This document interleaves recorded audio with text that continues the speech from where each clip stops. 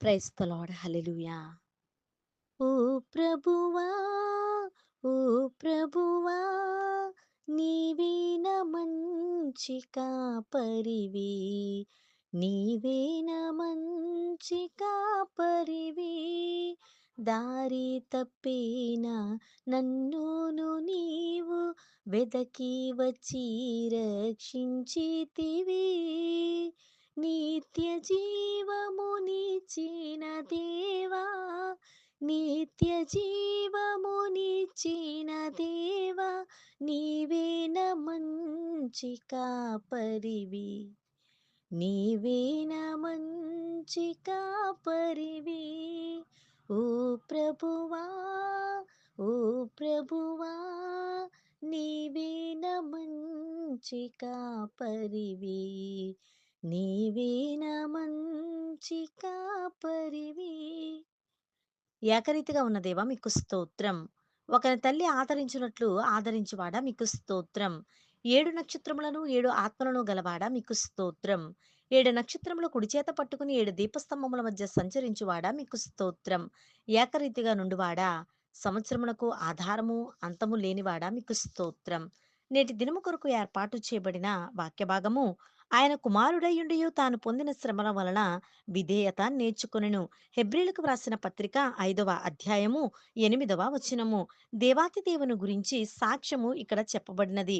ఆయన దైవతనయుడైనప్పటికీ, దేవాది దేవుని అద్వితీయ కుమారుడైనప్పటికీ, మరి మన నిమిత్తమై ఈ లోకానికి వచ్చి మనము పొందవలసిన శ్రమలను, మనము అనుభవించవలసిన బాధలన్నిటినీ ఆయన శిలువపై మోసి మనకి విమోచన, రక్షణ కలుగజేసి ఉన్నాడు.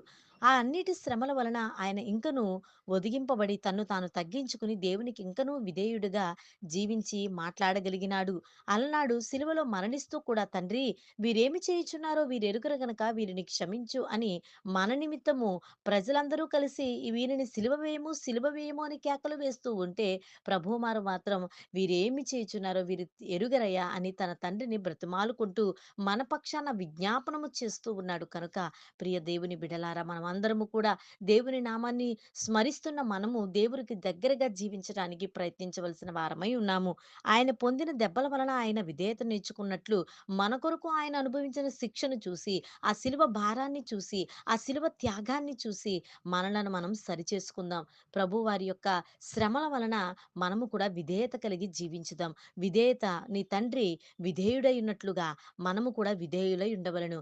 మన తండ్రి పరిశుద్ధుడై ఉన్నలాగున మనమును పరిశుద్ధులమై ఉండవలెను. కనుక ఆ తండ్రి ఏ విధముగా తన్ను తాను తగ్గించుకున్నాడో, మనము కూడా మనల్ని మనం తగ్గించుకుని సమస్త మహిమను దేవునికి చెల్లించి ఆయన నామాన్ని ఘనపరచుదాం.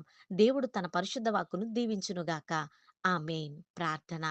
మహిమ సింహాసనంపై ఆసీనుడా, గొప్ప దేవుడా, విధేయతకే అర్థము చెప్పిన తండ్రి, నీకు వందనాలయ. నీవు పొందిన గాయముల చేత మాకు స్వస్థత, నీవు పొందిన దెబ్బల చేత మాకు రక్షణ అనుగ్రహించిన వాడా, మాలో ఉన్న బలహీనతలన్నీ యేసునామంలో తీసివేసి తండ్రి, నీకిష్టమైన బిడ్డలుగా జీవించు కృపను అనుగ్రహించుమని, విధేయత నేర్పించుమని యేసునామమున అడుగుచున్నాము తండ్రి. ఆమేన్.